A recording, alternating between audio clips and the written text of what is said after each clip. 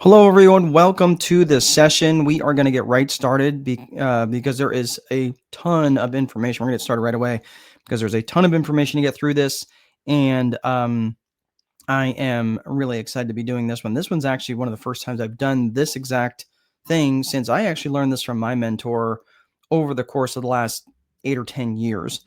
And doing presentations is not something that is I thought it was really common sense. I thought it was fairly straightforward, but unfortunately, selling from stages, selling to a crowd is a lot of times it's counterintuitive. And I thought that being articulate and using $64 words and sounding super smart in front of the room was going to help me with my sales. And unfortunately, the things that will get you applause are not the things that are going to get you sales necessarily. Generally, and almost always, they're actually mutually exclusive. So, what we're not looking for is applause. What we're looking for is applause in the form of people throwing money at you, right? That's kind of what we're looking for when we're selling from stage. So, I'm going to get right into it. So, for those of you who are joining me, just go ahead and put where you're from and uh, what kind of business that you're in, what you're learning to sell from stage, you're learning to sell to a crowd, because this is a big deal, right? This is something that's a little different um, than just selling one to one. So if you struggle with this, don't feel bad because it is not easy. So that's what I'm going to try to hope to dispel some myths from that today. So I apologize in advance. I've got a cough drop in because I have been dealing with a cold and I'm on the other side of it. I'm definitely feeling better, but I have this like wallpaper paste in my head that's just kind of drizzling all over my back of my throat. So if I sound a little scraggly and I start sounding like an angry pelican, I apologize in advance. All right, so let's get to it. So this is about selling to a crowd. And selling to a crowd, this is one of those things where you have to start thinking about, am I selling one to one or am I selling one to many, right? So one to one person or one to many. Um, and one to one is good, right?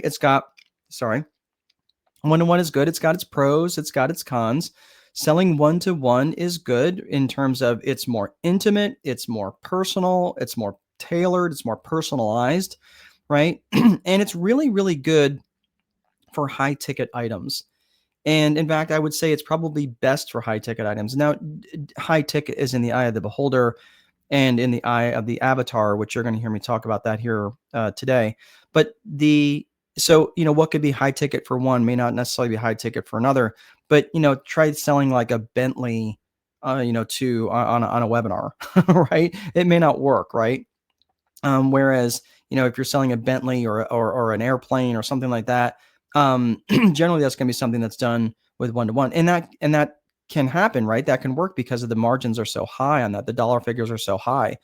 The cons of selling one to one is it takes a lot of time and it's costly, right? Because you have to, because the lead gen process is a little bit longer. It's a little bit longer runway.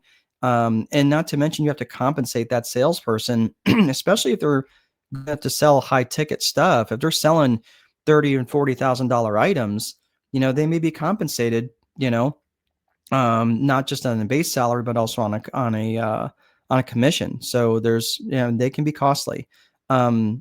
Which again is not necessarily the reason not to do it. I'm just saying that this is just the cons of one-to-one selling. But probably the biggest thing is that selling one-to-one has very limited reach.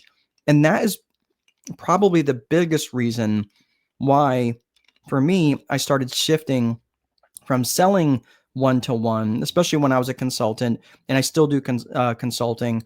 But even from a coaching perspective, I couldn't have a lot of one to one conversations if my conversion rate, if my conversion rate was 30 or 40%, which is okay, but um, that's a lot of conversations to have, especially when I'm trying to do other things, right? So that's the problem is when you're dealing with limited reach with selling one to one. And that's probably the biggest problem that you're going to run into. So that's what we're talking about. So when you're looking at selling, one to one versus one to many, I want you to think of this in the context of buying units. Now, I know this like dehumanizes the whole situation, which I am absolutely not about, but it does make more sense when you consider the buying conversation. So, like when you're looking at multiple buying units, let's say that, you're trying to sell an insurance policy, okay? And it's a $5 million insurance policy. And you're having this conversation with one buying unit. Then that one buying unit might be a married couple. It could be one single person. It could be a married couple who's got an adult child sitting with them to help collectively make an estate decision, right? So this is why I'm saying, so when you're looking at buying units, you're talking about it from the perspective of one buying decision. When you're talking about one to many, whereas there's multiple buying units in the room. So you might have 50 people in the room, and it doesn't mean there's 50 sales to be made. There might be only 27 sales to be made because it's made up of a mix of a couple or a single person or maybe 3 or 4 people, right? So this is why I'm saying when you're selling one to many, you have to start thinking about this in the context of buying units, because you really also want to know how many buying units are in a room, especially when you're selling. So like on a webinar like this, I have no idea how many buying units. I would just have to assume that if there's 75 people on this call, I have to assume that every single person is an individual buying unit, because I don't know if there's one person or as a couple, or if there's 2 or 3 people or 10 people watching this at a time on one camera. All I know is how many cameras there are that are turned on, right? So it gets a little bit trickier to understand that, but that's really important for you to track, so you know how many buying units were in a room in terms of your closing percentage. And that's really going to be important for you, so you can track how effective you are in your presentation. So what this is going to do, what we're planning on talking about today, is I'm going to take a top down and more often a strategic approach. And I'm going to get into that a little bit, but I'm really going to get into some granular things that you need to be doing in your presentations, and that's what we're going to be talking about near the end of the presentation today. So the reason, I get this a lot. One of the reasons why people hate selling in general, they're like, oh man, I'm just not good at sales. I'd much rather just, teach and just have people buy things if they're going to buy things. Well, the reality is that whether you're selling one to one or one to many, a lot of people hate selling for the same reasons. Is that you feel like you have to convince someone to do something that they don't want to do, right? Like the the old school of like holding people's head underwater until they say yes, super aggressive, right? And a lot of times people don't trust. It's not that they don't even want to enter. They don't even want to enter into a conversation with someone because they're afraid that they might say yes. They don't trust themselves in the buying conversation, so they just say no to everything. Okay. So that's a hurdle that you have to overcome, is to get people to trust you as fast as possible. And I'm going to show you how to do that. Another reason people hate selling is they hate asking for money. And when you get to that, especially if you've sold to the masses before, this is really difficult, because you get to that point in the presentation where you have the ask, and it's like, oh man, here it comes, right? You even internally are having that conversation with yourself, and it starts to feel icky or gross.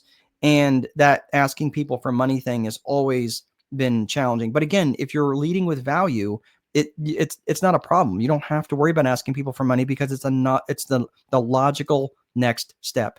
If you haven't delivered value, again, the market judges you by what you give away for free. The market judges you by your samples.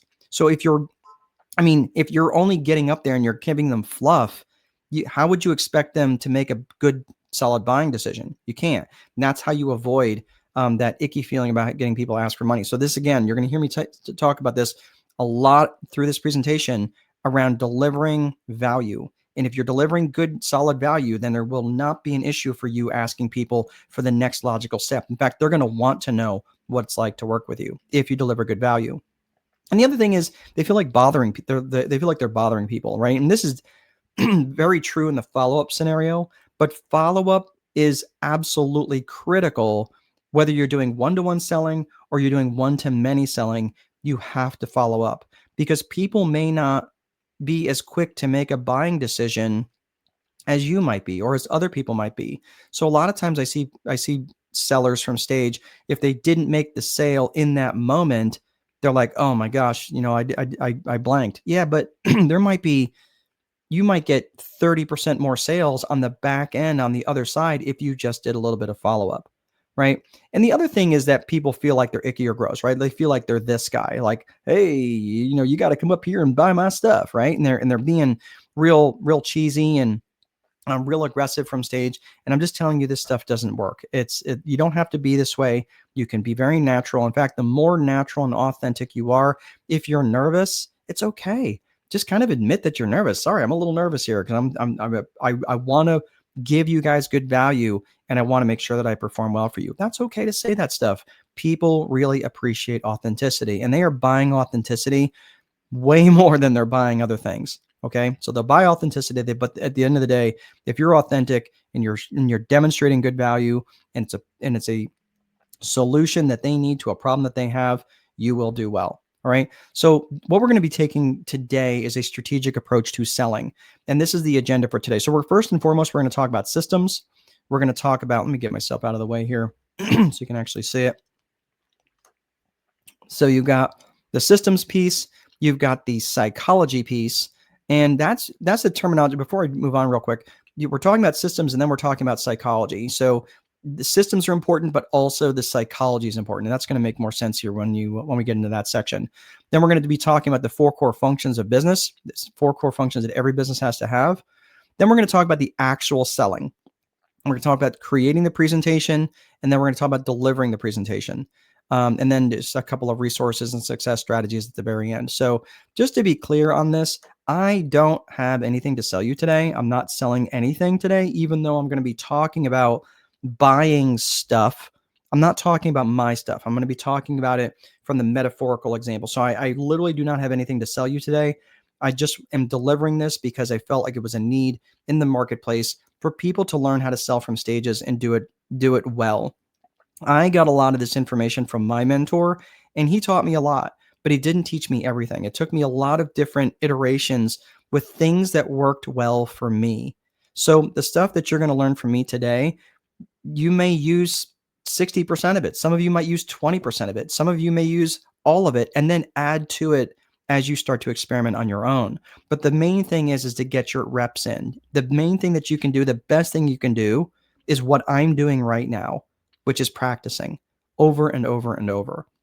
And eventually you're going to become so good at this that you can get on stage or on a webinar and talk about anything, and it's going to be pretty straightforward. Okay. So this is the stuff that I want to make sure that you guys are aware of in terms of how to do this. So the main, everything that I'm going to be talking about is the premise of this is going to be coming from the time wealthy advantage. And in that methodology is the Viper method. So in the Viper method is, which was written about in that book, The Time Wealthy Advantage, is an acronym. So the Viper method is an acronym for vision, infrastructure, process, execution, and reporting. I'm not going to go through the granular details of all of this right now. But what I am going to show you, I'm going to get into vision a little bit. So I'm going to hit the other pieces just so you kind of understand what they are. But vision is just basically where you want to go, right? From both a personal vision and a business vision perspective. We're going to come back to that. But the infrastructure is the bones of the business, right? It's the desks, the chairs, the software, the building, things like that, right? Your payment processing stuff. That's all the stuff that's based around your infrastructure. Your process is broken down into two ways. Your process is your tactical day-to-day process of how you do stuff, your opening procedures, your closing procedures, how you prepare bank deposits, how you answer the phone, things like that, right? Your day-to-day tactical procedures. You also have your strategic planning, your strategic side of the process, which is, think of the strategy like, you built this system, you built this battleship. Now you want to take the battleship out of the harbor, right? You want to employ some strategy. And that's the other side of process. So you have tactical process and strategic process, strategic planning. And that's about taking and planning with, what people do you need? What's the purpose of the strategic plan? Is it to gain market share? Is it to launch a new product or service, right? Is it to vertically integrate into an existing market with another product or service? Just something to consider in terms of the strategic plan. What's the purpose of the strategic plan? And then finally, so we talked about people, we talked about purpose, and last is promotion. you got to get the word out. You got to get the word out not only externally in terms of external promotion, advertising, marketing, things like that. You got to let your internal people know. You got to let your vendors know. You got to let your staff know, your management know in terms of what is it you're trying to accomplish. So we talked about infrastructure, we talked about process in terms of tactical and strategic. Now we're talking about execution. And this is where you really need to get clear about what it is that you're going to execute on. This is not about having a list of 75 items that you're going to do today, right? This is where you're going to break it down to the most specific high priority items that are the needle movers that are going to move you towards your strategic plan and towards your vision. And then finally is reporting. The reporting function is really, really important. This lets you know how effective your actions and activities are and how many points you're putting on the board, right? So you're measuring both your actions and activities through something called your lead metrics, and you're measuring the results of those actions and activities, something called your lag metrics. So that's the 2 minutes of what the Viper method is. But I do want to spend a few minutes specifically on vision, which is the V of the Viper method. So when you're looking at vision, it does, like I mentioned, it has two components: personal vision and business vision. The personal vision is going to ask a very simple question. That question is, where do you want to go? Where do you want to go? And from a where do you want to go perspective, you might be thinking, okay, well, what do you mean, where do I want to go? I mean, specifically that you want to go, if from a personal vision perspective, you might say, well, I want to sit on the beach for 2 months out of the year in Spain, rubbing cocoa butter on my belly. It's a fine vision, right? Might not be a great visual, but it's a great vision. And that's really important when you start thinking about where do you want to go, because the business vision is going to ask you the question, fantastic, how are we going to get there? Because the problem by creating a personal vision, I'm sorry, but with creating a business vision, and many small business entrepreneurs and business owners, they what they do is they'll create a business vision, but they never create a personal vision. So in essence, the business vision becomes the personal vision, and they live their life to serve the business. And I'm just letting you know that I've lived that lifestyle, and it sucks. It's just not like you can never take time off. You can never not answer your phone. You can never not think about your business. And that's okay for a while. But I'm just telling you, like, if you never stop and think about what you're doing all this thing for, you're going to waste your entire life for something that you're going to love that's never going to love you back the way that you love it. And I'm just saying, I just don't want you to set yourself up for that kind of disappointment. So the danger in creating a business vision without ever considering or thinking about a personal vision is that you end up creating a life that exists to serve the business. So I'm just letting you know that there's a better way to do this. Is that's creating a business vision. And again, I'm not suggesting that business vision is irrelevant. It just can't come first. Because when you create that personal vision and that business vision exists to serve the personal vision, now you can actually reverse engineer a business that exists to serve you. So that's the whole point, right? That's the whole point of having a business for yourself so you can have this better life. Otherwise, it will never manifest itself in the way you think. So let's think about the 3 C's of business vision. The 3 C's of business vision are core purpose, core values, and client avatar. The 3 C's of business vision. So we talked about personal vision, right? Thinking about what you want your life to look like if you didn't have to worry about income generation. And now you're thinking about business vision. So the business vision is core purpose, core values, and client avatar. So let's think about that. So when you're looking at core purpose, think about what business specifically are you in and what problems specifically do you solve. So when you're thinking about what business you're in and what problems that you solve, I want you to be really, really highly specific in your answers. And this is going to be really important, especially when you're trying to sell one to many. Because if you're not clear in your offering, and you're going to hear me reference the offer quite a bit, because if you're not clear in your offering because you're not clear about what your business does, it's not going to get magically more clear in the audience. It's not going to get magically more clear to you if I'm not clear. I am a life and business strategist. I work with married business owners. Generally they're married business owners who have kids at home, who are massively busy and want more out of their life, right? So I could probably get massively more, specific than that. But I'm just saying, like, I know how I can help people as a strategist. And it gets very, very clear in the mind of the client once they start having conversations with me. but I know what my core purpose is, and I know specifically what problems that I solve. I help them with lead gen. I help them with their sales. I help them get operationally efficient, and I help them with their accounting. Those are four key areas, which are four core functions of the business. We'll talk about that in part three. But what I'm saying is, when you get really clear about what problems that you solve, now you have a much clearer understanding of your core purpose. Let's talk about core values. Your business is just an extension of you, right? So because your business is an extension of you, the things that you value will be transferred to the things you value in your business, right? So I want you to think about this: is what matters to you about this business? And how would the world be worse off if you went out of business?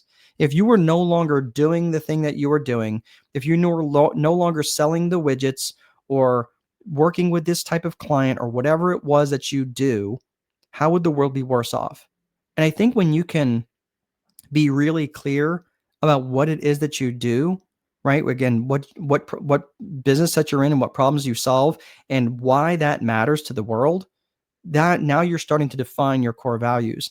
And for your personal values, think about this from that perspective. The way you can start to think about your values is, how many of you out there have had, maybe it was a friend, maybe it was a family member, maybe it was someone you were in a relationship with that started to act in a way that was counter to your values. And you were like, we've all had that friend or maybe someone else who was heading down a path that you just couldn't follow, right? And the reason why that you said, no, I can't follow you, as much as heartbreaking as it is, I have to let you go. That is how you know that that's a core value, is that when you're willing to act on a value, that lets you know that it's a core value. Because if a value is strong enough that you're willing to act, in my mind, that's a core value. So it's really important for you to use those moments of high extreme really really good things and high extreme really really bad things and say, what was it about those events, right? What was it about the good event that I really liked that I'd like to replicate, that was a core value, right? Caused me to act. Or something that was bad that was counter to a core value that caused me to act. What were the core values in those situations? And use those to help define your them for your core values in your business. And the reality is this: if you don't take the time um, to really get clear on your core values, they will be defined by the strongest personality in the room. And I'm just letting you know, if you're selling from stage, you want to attract people who are in alignment with your core values, and you want to repel the people who are not. So it's really clear that you're principled in your actions and you know your core values in advance. That way you don't wind up with clients. You're like, oh my gosh, how in the world did I wind up with this person? Right? So I want you to think about that. So when you start thinking about your core values, going from core values, you start thinking about your client avatar. Now, who specifically and ideally do you want to serve? Think about that. Who are they? Are they married? Are they single? Are they old? Are they young? Do they have kids? Are they, do they not have any kids yet? Or not have any kids at all? Like, where are they? Right. And you think about it in terms of their geographics, their demographics, and their psychographics. Their geographics are where they are, where they specifically live. That's pretty straightforward. Demographics are who they are. Again, married, single, young, old, blah, blah, blah, right? And the psychographics are how they think and how they buy. So when you're thinking of psychographics, think of the acronym ALIA, ALIA. And that those psychographics are attitudes, lifestyles, interests, and aspirations or goals. So when you start thinking about this in terms of their aspirations, you're looking at this in the context of their psychographics. It's a lot easier for you to think, oh, okay, I know what's valuable to them. I know what their goals are. I know what's keeping them up at night. So when you get really clear on these things, it's massively easier for you to deliver content in your presentation from stage or from a webinar that matters to the avatar. Because the more clear you can get on that, the better off you're going to be, the more compelling. And when you're going to say, oh my gosh, or they are going to say in the crowd, oh my gosh, that guy or that gal gets me. And if you can get them to say, aha, they get me, because you understand their attitudes, their lifestyles, their interests, and their aspirations, now now they're going to connect with you. Like, for example, if you were up there talking as a dog owner, right? And dog owners were part of your avatar, right? And you're saying, oh my gosh, my dog jumped on the bed and woke me up, and I don't know what it is about dogs in the middle of the night that need to jump on you when it's thunder and lightning, right? Every dog owner, if even if their dog doesn't have that behavior, they're going to acknowledge. They're like, oh yeah, you're right. That's what dogs do, right? Or cat owners. Cat owners, again, they will have a similar thing. Bird owners, smokers, non-smokers, drinkers, non-drinkers, whatever. Okay, I'm just letting you know. But you got to be a little bit careful because you want to speak to the masses. You don't want to be careful to isolate yourself too much when you start. If you're only up there talking about your kids, you may isolate yourself from people who are not um, who don't have kids or maybe don't want kids, right? They're never like, I don't, this person doesn't get me, I'm out, right? So you got to be careful about, you want to speak to the multiples. So when you're speaking to the masses, you want to speak to the multiples, you want to address the multiples, you want to make sure that you maybe address that in the crowd and say, hey, I don't know how many of you out there have kids, but kids can be a real blessing. And then you start talking to them about maybe teenagers. Well, maybe not everybody in the room has teenagers. Maybe there's a bunch of people who have kids, but they have 3 and 5-year-olds. They're not there yet, right? They can only know, through association. So this is why you have to be careful to not isolate yourself too much. You can talk about this stuff. Just make sure you don't keep you don't keep harping on it, because otherwise they're going to be like, that person doesn't get me. So again, you have to make sure that you are addressing the multiples. All right. So those are the 3 C's of business vision: core purpose, core values, and client avatar. For those of you joining a little bit later, I just want to make sure that you know that there will be a replay that's going to be sent out. So I know there's been people hopping on and hopping off. So if you need this, I just want to let you know that you will be getting sent the replay after the fact. All right, so that's the 3 C's of business vision. So that's the systems side of the equation. Now let's talk about the psychology side of the equation. Now, systems are important, but systems are only going to get you so far, right? And this is where I take the from the business approach. I look at systems and I look at psychology. And right now is where we're going to be focusing on a lot of psychology.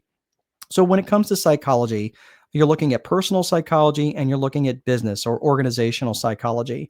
From a personal psychology perspective, there are things that we all carry around certain amounts of baggage. We worry about we're concerned about our own self-worth, our self-management, our self-leadership, right? We carry around all these limiting beliefs and ego issues and all the different things, right? So that's the personal psychology side of the business, because again, business owners have to reconcile their own personal psychology, right? If you've ever worked for a tyrant, you know what I'm talking about, right? They haven't worked through their personal psychology. But now from the other aspect of psychology, there is business psychology, and there's external and there's internal. So let's talk about business psychology for just a hot second. Business psychology, you're looking at internal and external, like I just mentioned. So from the internal perspective, you're looking at things like management and leadership. That's where you've got your leaders, your managers, and that's, having that interrelationship with people in the organization. Right now, I'm currently I'm in a PhD program for organizational psychology. And this is the stuff that I deal with all the time in management, leadership, all those different things, right? Here's the interesting thing, though, is there's not a lot of psychology that I have seen so far in my studies that relates to external stuff, like dealing with vendors, dealing with politics. That's a big deal, right? That's a big deal that doesn't get a lot of conversations around external business psychology. But specifically, what I'm going to be talking about today is buying psychology. And there's going to be some buying psychology stuff that is going to sound a little like witchcraft, but it's not meant to be. I'm not trying to make anything sound icky, but I'm just letting you know that I'm going to show you some things this is how people make buying decisions. And it probably will resonate with you a little bit. And chances are, if it resonates with you, it will also resonate with your avatar. Okay. So let's look at, that's this, we're going to be focusing on the buying psychology side of things. So let's look at the next thing is the 4 core functions. And the 4 core functions is going to lead us directly into the buying psychology piece. And you'll see how in just a second. So the 4 core functions of business are specifically lead generation, sales, operations, and accounting. And your customer's journey through your business happens in that order: first lead gen, then sales, then operations, then accounting. So let's talk about lead generation function. We're going to talk about the lead generation function first. The lead generation function is just, it kind of lets people know what you do, right? And it's targeting your client avatar. Where have you heard client avatar before? You've heard that in the 3 C's of business vision, right? Things are starting to come full circle a little bit, right? So when you have a well-defined client avatar, you know exactly who you want to work with. And these are generally, I mean, it's much easier for people, or for me to direct my marketing to people who I know who they are. It's easier, a lot easier for me if I know who I'm directing it to. If I'm trying to direct it to everybody and anybody, it's really hard for me to have a conversation with them, right?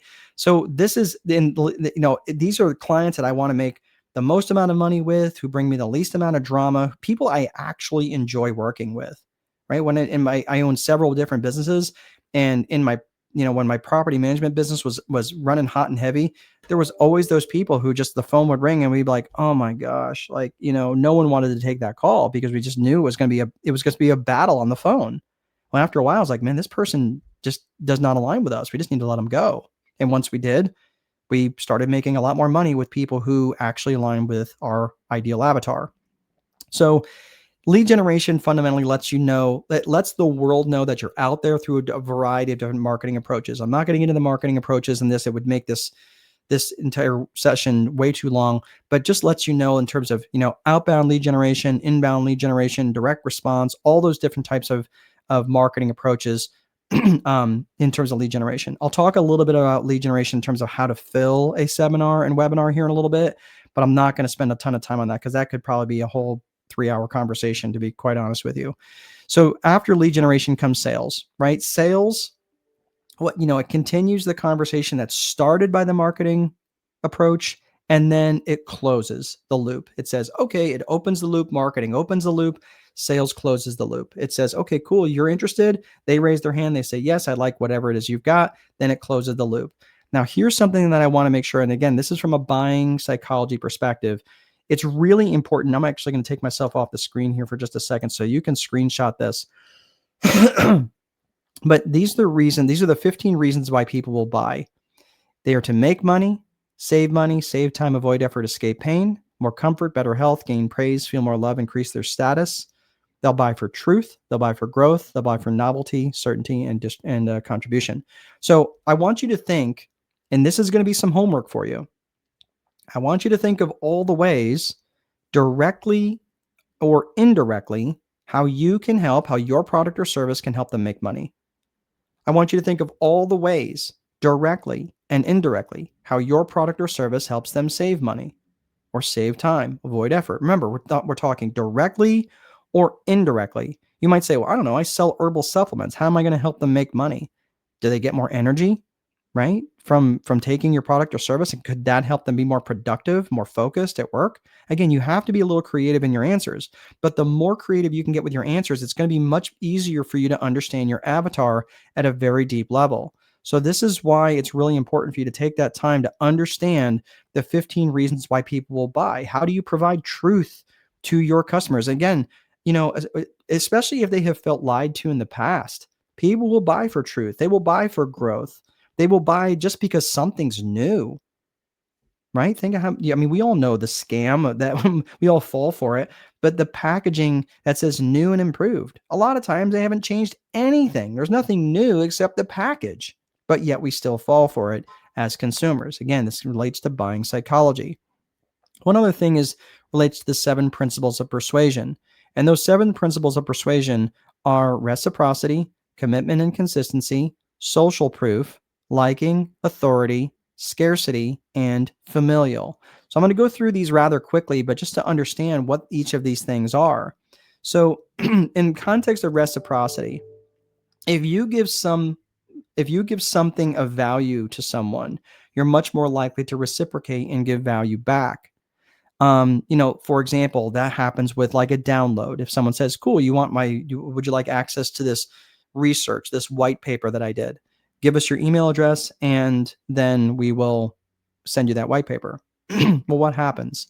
You wind up on an email list, right? Because you're trading your email address for that white paper. We all know how it works now, right? Back in the early 2000s, We didn't know. We're like, oh my gosh, these people are emailing me all the time. How do I get them to stop? Right.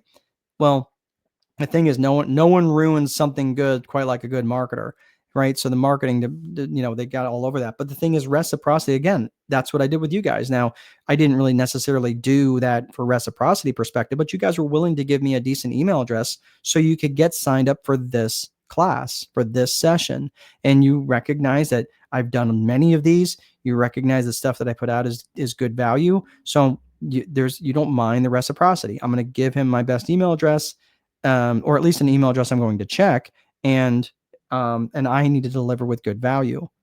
So you have to think about this from that perspective. Like, again, if you give something a value, you'll give something valuable back. So that's really important for you to consider that in terms of reciprocity. And this is why you have to think about delivering the very best value to your prospects during the presentation. Think about commitment and consistency. People like to maintain their consistency because inconsistency is viewed as a negative human trait.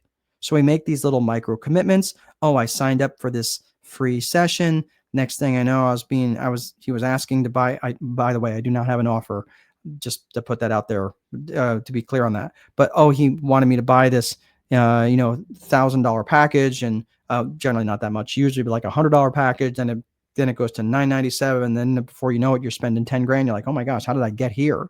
It's because of the law of commitment and consistency.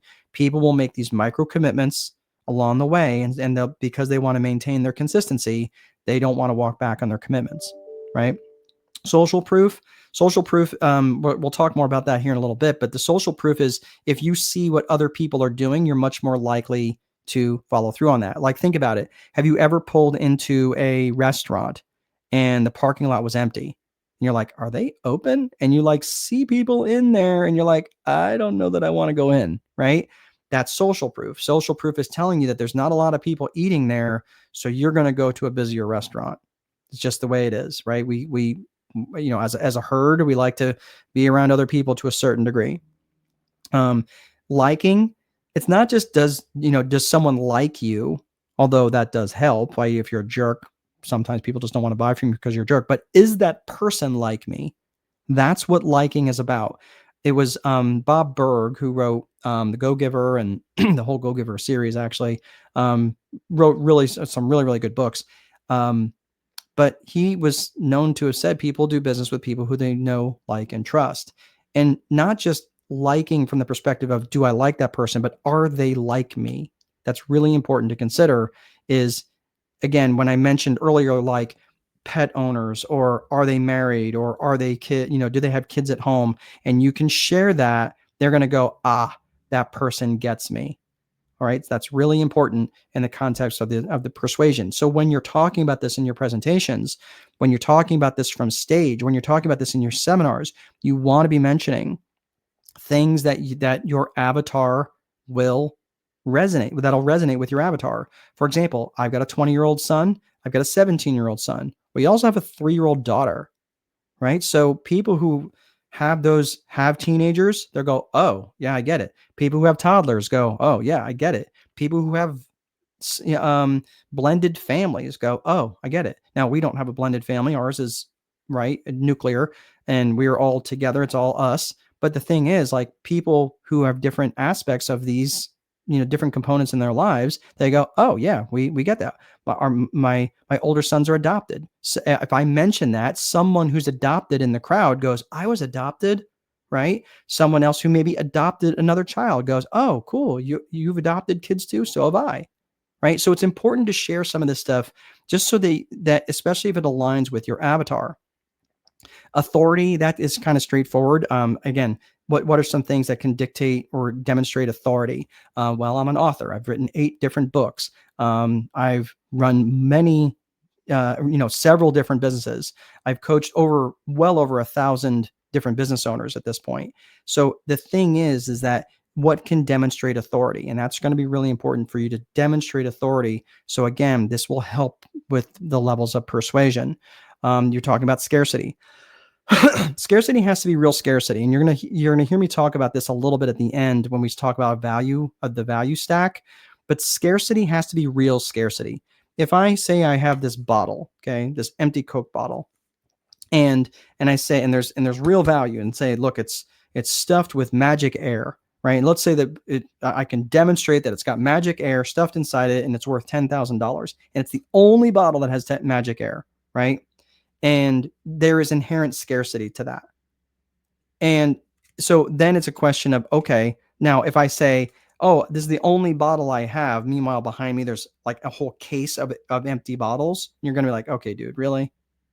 So that's why I'm saying it has to be real scarcity. Don't manufacture. You can manufacture scarcity, but do not go back on your word. If you're saying, "Hey, I've only got 12 spots," and you end up selling 100, you have lost massive credibility, and your audience may not ever come back, right? And that will damage you in ways that may not be recoverable.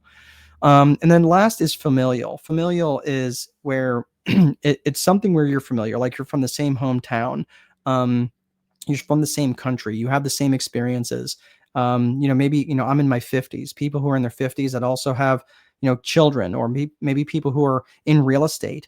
There's some familiarity there that people can understand. That's why a lot of people who are business owners who come to me, they like the community that I'm in, because we all have similar issues, we all have similar problems. And that's why I have such a strong following, because I mean, it's not a big following, but it's a very strong following, because the people who come to me are very much aligned in their core values. And that's really important. So that's the familial piece. So these 7 principles of persuasion, the better you can understand these, it's going to help you be much more understanding of your avatar when you're having these conversations in the front of the room. So we talked about lead generation, we talked about sales. Next, let's talk about the operational function. Operational function is the fulfillment function, right? Um, that's the deliverable. So if you're a coach or consultant, right, you're doing the coaching or consulting thing. I'm an educator, so I love, this is part of fulfillment for me. I really enjoy this part of the business. If you're a roofer, you're putting on roofs. If you sell insurance, that's the writing of the policies, those sorts of things there, right? So that's the operational function. And then finally, the accounting function. The accounting function is, I mean, most people, if they're going to skip something, they generally skip the accounting function. It's like, well, I got more money in my bank account this month than last month, I must be doing okay, right? And that's something that you have to consider. Actually having an accounting function where someone is depositing the receipts, they're doing the bank reconciliations, and they're all obviously collecting on any past due accounts that are necessary. So that's the 4 core functions of business. When you're looking at the actual selling to a crowd, so let's look at actually creating the presentation. So when you're creating the presentation, it's about first and foremost creating the offer, delivering massive value, and using a story, and then the actual seating. So let's talk about actually creating the offer to start. So when you're creating the offer to start out, creating the offer, this is so important to start with the offer first and then create the presentation around the offer. It's kind of like if you were shooting a movie, you would want to know the movie, you'd want to know the ending as you're starting to write it, right? Like you don't maybe you don't have it exactly entirely worked out, but don't leave it up to chance in terms of what that's going to be, because you're going to create a presentation that does not align with the offer. And the offer should just be a continuation of the presentation that you just gave. So think about that. Consider the 15 reasons why people buy when you're creating the offer in your mind. And it's really important that you match the offer to the length. So when I'm saying offer, let me be clear on what I mean by the offer. The offer is, let's say that by the end of the presentation, you're selling, let's say you're selling timeshares in front of a room, and you've got, the offer is, for 2-bedroom timeshares, in these different cities, and you can do it in Orlando, and then you can use it all anywhere you want. You can trade it, whatever. And it's this is the offer. The offer is, this, you buy into this for say $12,000, and now you own this timeshare. That would be the offer. For example, if I was to selling you this bottle, right, with magic air, right, this bottle with magic air is now $10,000. Okay, so that would be the offer. So a lot of times what I try to do, and we're going to talk here in a second about disconnecting price and value. And that's really important to do that because when you start, if you're going to sell, like, again, let's say I'm going to sell you this phone, and this phone is worth, it's, what is it, $1,000 to buy a phone right now? I don't even know. But, let's say that you buy that phone for $1,000. I mean, why would you buy that phone that's used and beat up and banged around when you can go to an AT&T store and buy a brand new one for, you know, probably a little bit more or the same price, right? There'd be no reason. But if I said inside this phone, there are phone numbers for, say, people with private equity that want to invest in businesses. Oh, wait a minute. Then they're going to return my phone call. Yeah. Now this phone is worth significantly more all of a sudden. All right. So you have to think about this where you want to divorce price from value. Those are not necessarily the same things.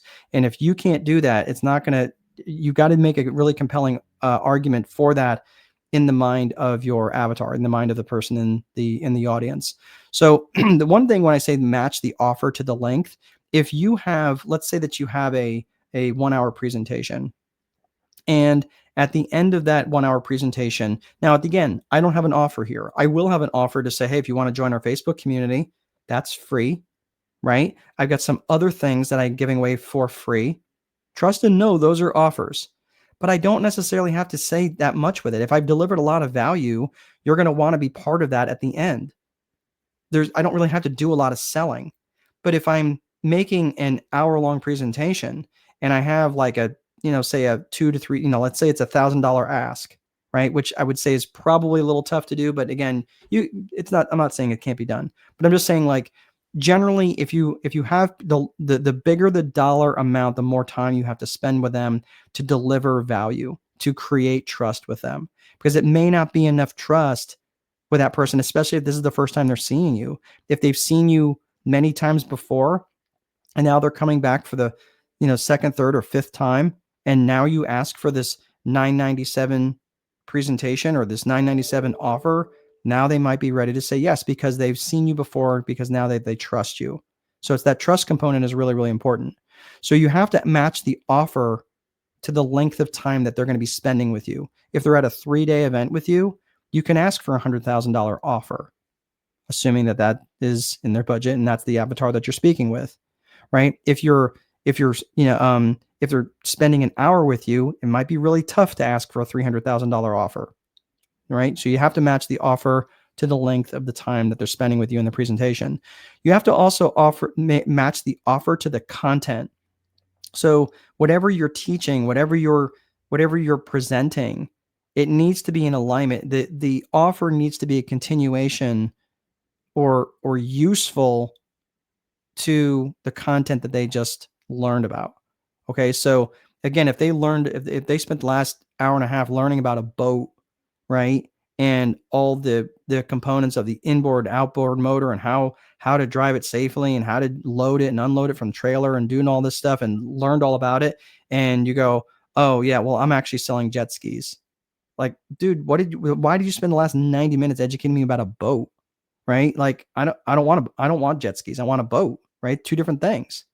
So that's what I'm saying. You have to match the offer to the content. So let's look about creating the actual offer. When you're creating the offer, or I'm sorry, this is about creating the presentation itself. So again, we talked about creating the offer itself. I want to talk about actually creating the actual presentation. So when we're talking about creating the offer, it's important that you deliver a massive amount of value. So when you're delivering massive value, this is something that I had seen done a lot, especially in the real estate space, and it drove me bananas. And even at the time when I was doing it, I still did not feel right about it. But it was this whole army of people saying, teach what, but not how. And I never felt right about it. And the reason I never felt right about it is because these are people that came to me that are looking for answers. These are people that came to me because they're in pain. And what I mean is they're telling them what to do, but not how to do it. Hey, what you ought to do is blah, blah, blah, right? But you don't know how to do it. And that to me is just, it's very disingenuous. I never felt right about it. Personally, I don't like that approach. If you want to take that approach, more power to you. But for me, I don't recommend just teaching what, but not teaching some of the how. Again, I'm going to get constrained by time on this. I've got roughly 10 minutes left to finish this up and land the plane. But I'm saying, like, if all that I'm doing is teaching what but not how, that's going to be a real problem.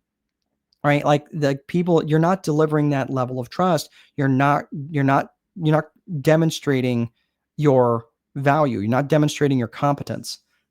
Your job, your sole job in this whole thing with the presentations is to create trust with the people, within the minds of the folks in the audience.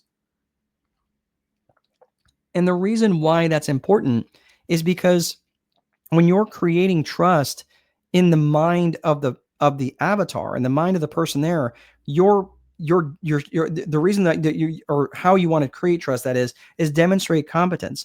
By demonstrating competence, you're creating trust. And people, they might say, oh, he's a nice guy, he was funny. Yeah, yeah, she was good looking, but I don't trust her to buy. I don't trust that she's going to solve my problem. I don't want to give him my money. Makes sense? So this is why I'm saying, like, you can go up there in your pencil skirts, or your high dollar, having, gold dripping off your arms and everything, but that's not going to be what's going to create trust with them. What's going to create trust is by demonstrating competence. So the fastest way to create trust with your audience, with anybody really, is to demonstrate competence. Show them that you know what you're talking about. All right.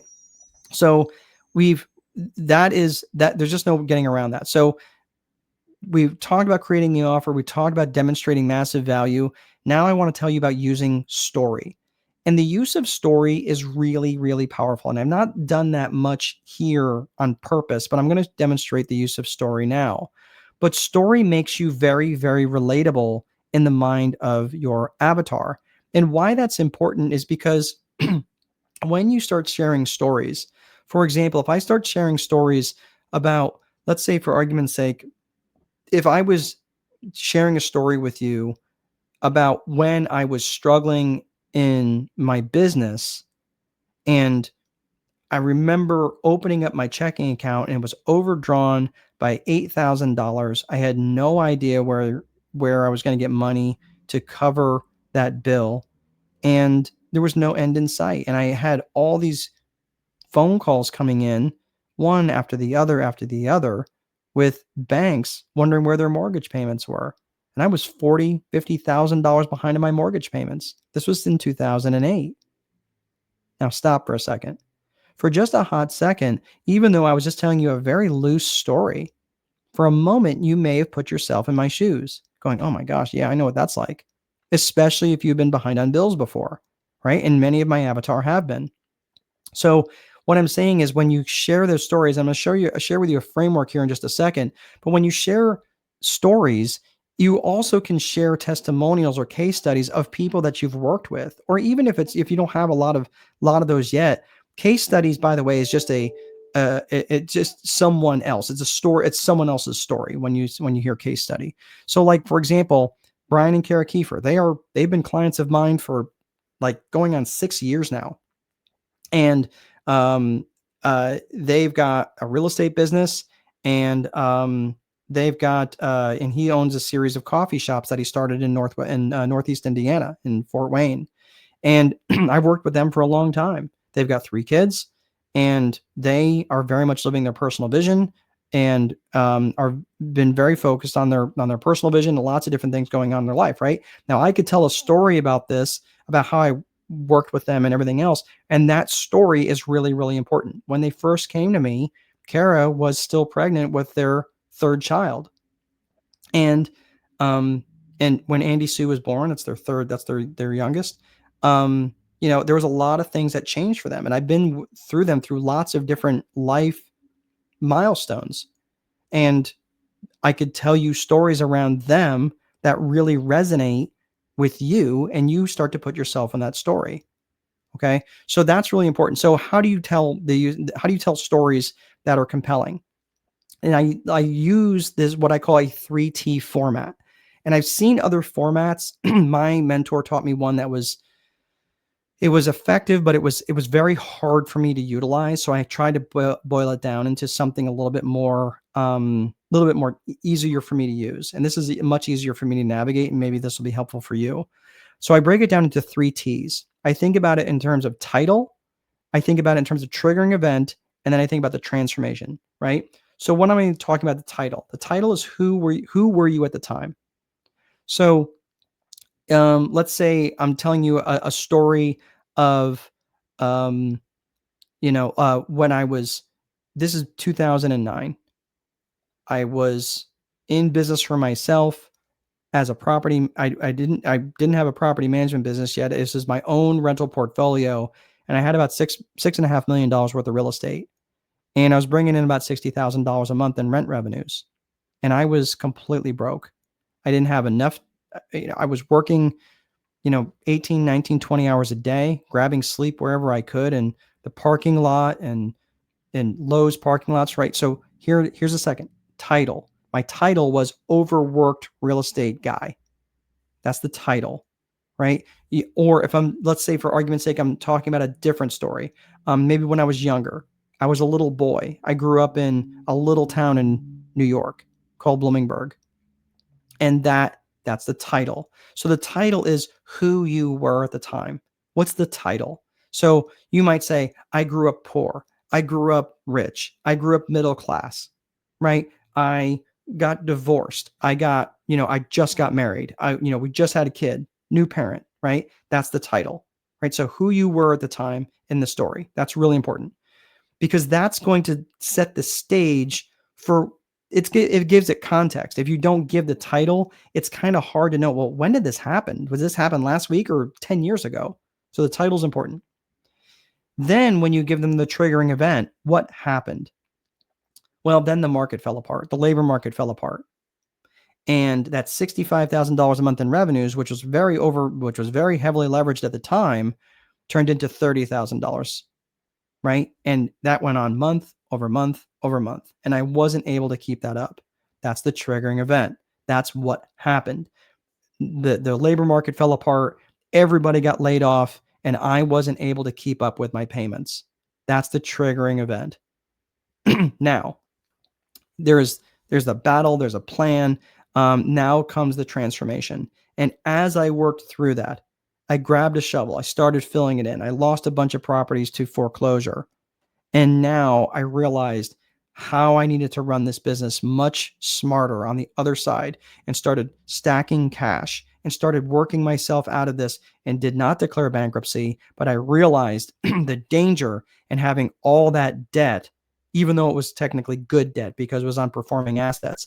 But the reality was I was so over leveraged that I didn't recognize my risk. That's the transformation. Recognizing risk, understanding how business actually works. That's the revelation, that's the new state, that's the teachable moment. Right? So that's the story, right? So when you start telling that story, now you can start breaking it down to title, triggering event, and then ultimately the transformation. And that's really important format to follow, because people will then put themselves in that story, because then they'll go, "Oh my gosh, I didn't go through that, but I can understand where where you're coming from." And this is really the secret in understanding the power of putting and creating good, compelling stories, because really the use of story is really, really powerful when you're in the front of a room. And then finally is seeding. Seeding, I'm not going to make a big point about this, but seeding is it employs something using the contrast principle. I'm going to show you what that looks like when we actually do the offer here in just a few minutes when you're delivering the presentation. So let's talk about delivering the presentation. We're almost done here. But this has also helped to use, the contrast principle also helps you use it when you're managing expectations. So a lot of times it's, when you're having the conversation, it's like, you're in the front of the room, you might say, hey, um, you know, I have a coaching program, for example, but don't worry, it's not like $100,000 or something like that. Why did I say it's not $100,000? Because it's not $100,000. It might be $20,000. But when I say $100,000, the problem is the mind has trouble with negation, right? What's the worst thing you can say to a kid going up to bat at a baseball game? Don't strike out. The worst thing you can say, right? And that's because the mind has trouble with negation. So when you use the contrast principle, you'd say something is not this, so you can say it is this later on, right? So it's what's called a price anchor. Again, a price anchor, and that's something known in the buying psychology world. So let's talk about delivering the presentation. Remember reciprocity. Again, you want to give lots of value, right? Again, present the offer in a value stack. And this is going to be really, really important when you're looking at that. And you have to have a very clear, crystal clear call to action. So we're going to get into this in terms of reciprocity. Reciprocity is pretty straightforward. Again, just make sure you're delivering lots of value because there's really not much more to say about that. If you don't understand the reciprocity, I mean, and I will tell you this, I learned a lot of stuff, man, and I did not want to give that information freely. But the market judges you by your samples. So if they're sampling what you have to say in the front of the room and you're just kind of being stingy with information, and I've seen this like I don't understand, like I never felt right about this, but if someone asks a question, don't hold back with your answers. Don't do the, well, if you work with me, I'll answer the question thing. Like, that's just answer the damn question, right? Like, I mean, sometimes you have to be a little careful because you may not know the full story and say, well, here's kind of what I know. And I don't know the full scope of where you're at, but this is the best way I can answer your question. Right. But maybe that's more worth of a consultation type question. But, I'm happy to have that conversation. Right. But give them the best answer that you can from the front of the room. Don't be like, don't be a jerk about it. So let's talk about your value stack. This is where you need to divorce price from value. Price is not the same thing as value. And your value should be massively in excess of the price by at least 10x. At least 10x. All right. So let's take a look at what a value stack looks like. So a value stack would be like where you have thing one and it's valued at $4,000. And make it like legitimately valued. Like, in other words, again, is this phone worth $10,000? No. It is if it's got numbers in there for some private equity people that maybe want to invest in your business or maybe want to loan you money to buy real estate, right? Now it's worth a lot more than just $1,000 for the phone. So I'm saying, like, this is where you have to say, hey, this is this thing.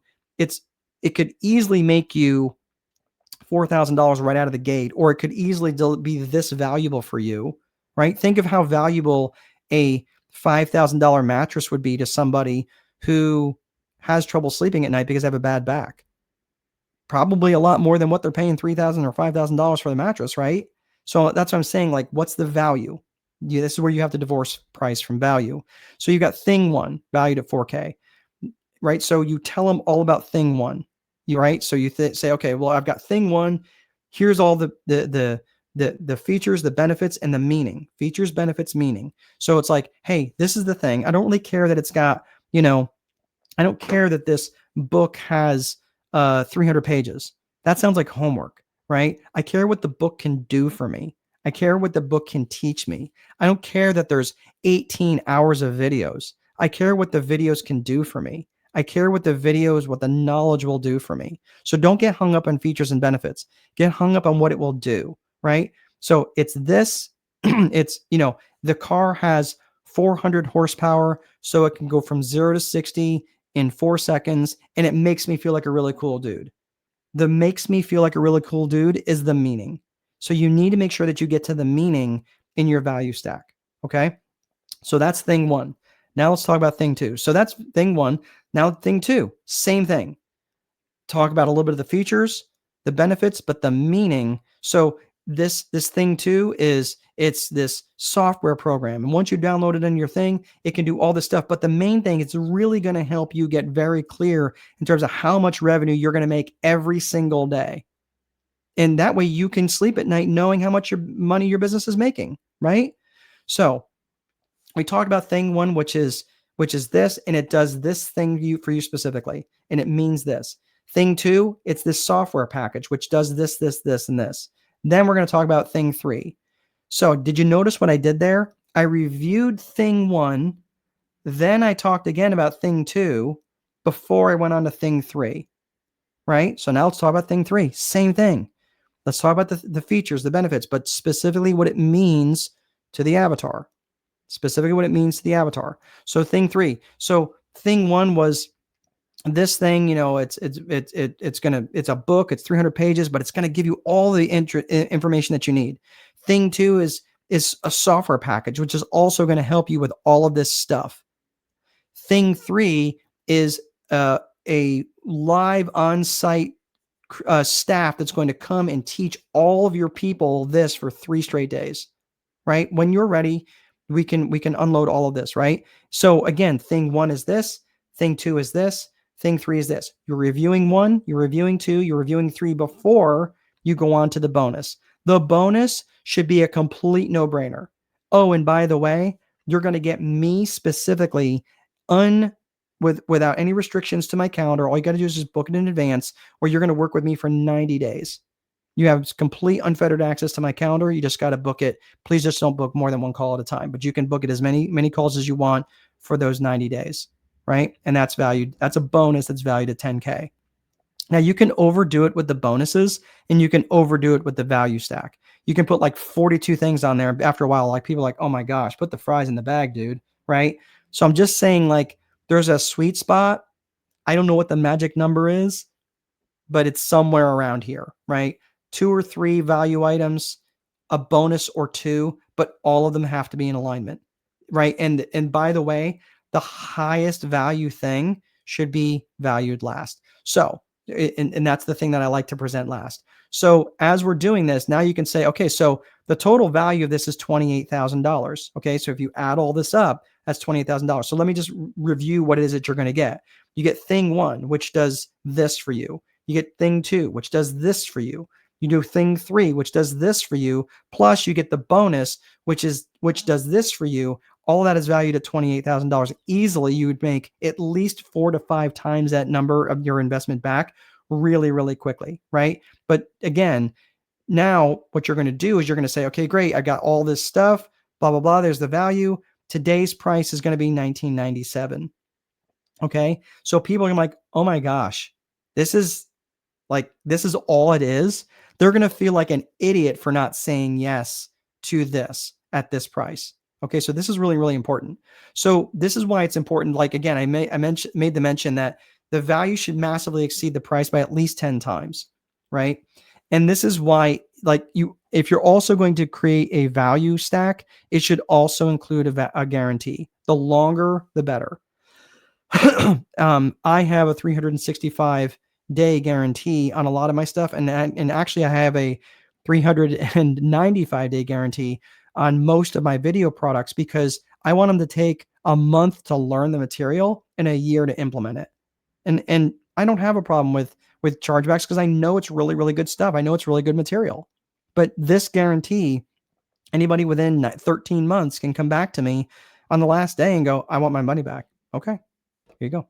No questions asked. So make the guarantee nice and easy.